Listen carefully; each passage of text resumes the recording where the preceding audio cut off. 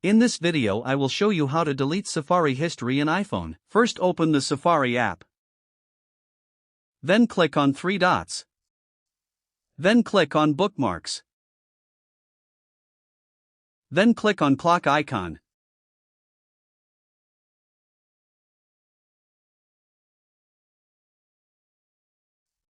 Then you will see your history. Then click on three dots.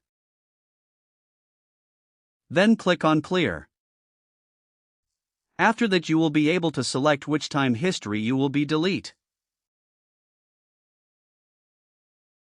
Then click on Close all tabs. Then click on Clear History. After that your all history will be deleted. I hope this video helped you. If did it, then like and share the video and subscribe the channel.